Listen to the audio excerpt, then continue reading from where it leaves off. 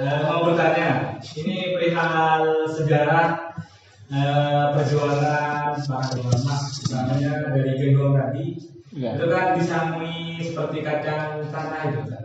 Kacang hijau. Kacang hijau, Ya. hijau. Nah, Harta. pertanyaannya gitu kan, untuk kacang hijau itu kan bisa dilempar menjadi tentara. Itu sosok tentara asli orang atau berupa jin atau yang lain-lain gitu kan? Soalnya kan secara akal dan logika ada mungkin gitu kan. Ya. Mungkin lebih spesifikasi tentaranya itu tentara jin atau manusia. Atau tentara jadi-jadian. Ya wallahu alam sih. Itu kan merupakan sebuah kekaromahan kan. Jadi itu merupakan kekaromahan dari Al-Arif Billah Kiai Haji Muhammad Hasan Genggong yang mengutus satu putranya, satu-satunya ketika itu karena putra yang lain sudah wafat, Kiai Haji Hasan Saburijal, dan disangui kacang hijau. Dan ketika di medan pertempuran ada yang saksi hidupnya itu apa namanya? Arta ya, dan mengatakan jadi tentara. Ada juga versi lain, saya dengar dari versi lain itu ada yang juga jadi bom, jadi tank dan lain sebagainya. Wallahu a'lam. Kita sama-sama tidak tahu entah itu tentara manusia, tapi yang jelas semisal itu jadi tentara, mungkin itu adalah malaikat seperti itu. Karena kita kan umat Islam, tentu kekaromahan beliau itu juga bersamaan ya didampingi oleh para malaikatnya Allah seperti itu. Entah seperti itu ya. Dan bukan hanya seperti apa namanya, kalau kita bicara karomah ya itu memang merupakan sesuatu yang sulit untuk kita nalar gitu, sesuatu yang tidak masuk akal lah seperti itu, dengan artian itu merupakan indera keenam ya. Oke, sudah seperti itu ya, silakan. Assalamualaikum warahmatullahi wabarakatuh. Waalaikumsalam warahmatullahi wabarakatuh. Nama saya Oliver Fandi Putra dari PK Terjatuh Sidian Ranti Guyana. Mau bertanya, Ustaz. Ya. Kalau di buku sejarah kita memang benar tertera di situ lokasi proklamasi itu Jalan Pegangsaan nomor 56, tepatnya rumahnya Soekarno. Tapi pada kenyataannya dan sudah banyak data sebenarnya rumah itu adalah milik pengusaha, salah satu ulama keturunan Yaman seperti itu. Jadi apakah itu tidak termasuk intimidasi kepada umat Islam dan ulama? Sedangkan di buku sejarah kita di pendidikan di situ tertera hanya pemiliknya Presiden Soekarno, tidak disebutkan itu milik pengusaha dari Yaman. Namanya siapa? Islam. Lupa. Ya, karena kalau kita belajar sejarah ya, kebenaran dalam sejarah itu masih relatif. Tapi referensi sejarah yang relevan, yang banyak disahkan dan diakui oleh negara, Jalan Pegangsaan Timur nomor 56 itu adalah kediaman Insinyur Soekarno.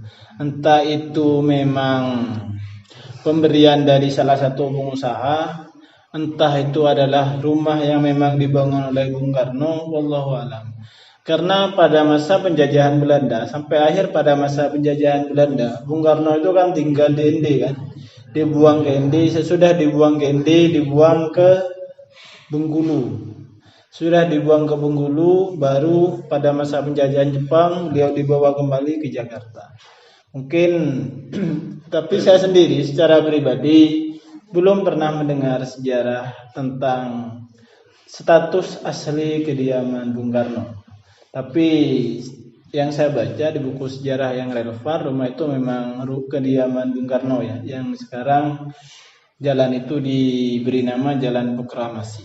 Kalau dulu Pegangsaan Timur nomor 56. Dan juga kalau bicara intimidasi terhadap umat Islam, kira saya tidak. Karena akhir-akhir ini umat Islam sudah sangat bebas ya menyampaikan segala aspirasinya. Salah satunya tahun 2015 kemarin sudah lahir yang bernama Hari Santri Nasional.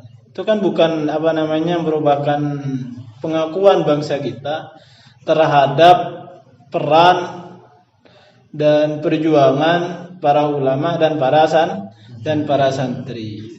Hari pelajar nasional ada enggak? Hari pelajar nasional atau hari siswa nasional? Enggak ada ya.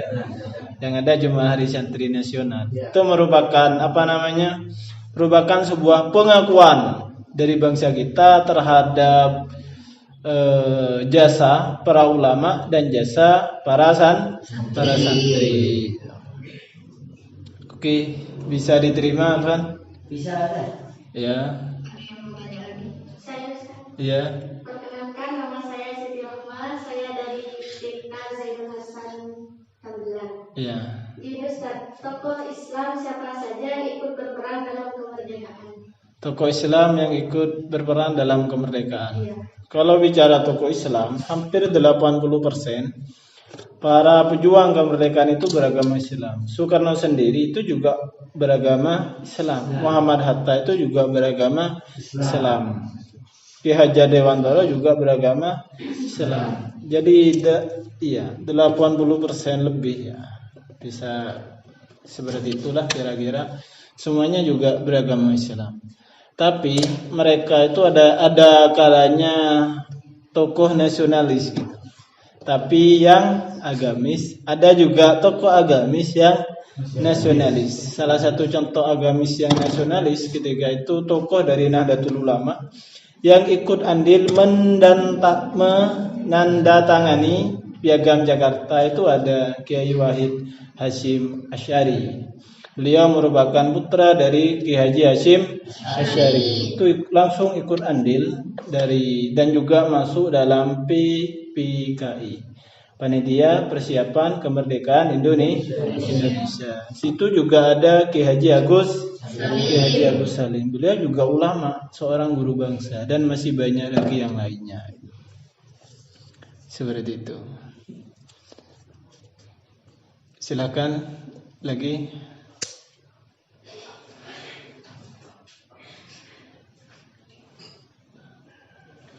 Sudah.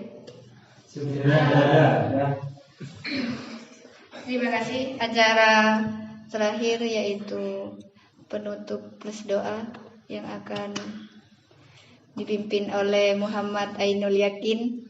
Saya persilahkan.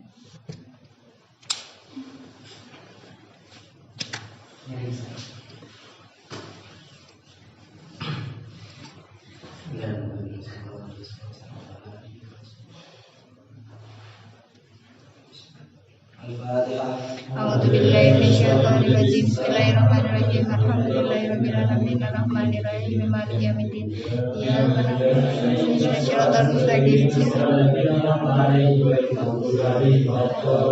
Amin.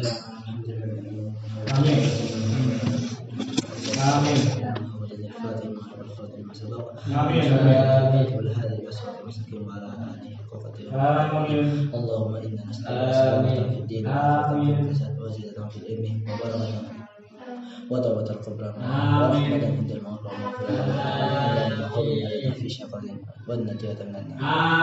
اللهم إنك تحب العفو وأنا كريم. ربنا لنا من أسودنا وتعين وجعلنا متقين.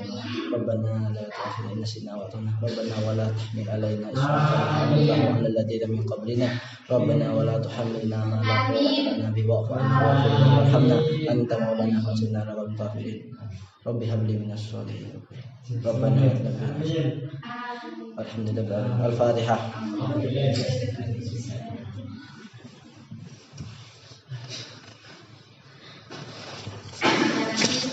Saya tutup kajian pada siang hari ini. Saya sebagai moderator undur diri.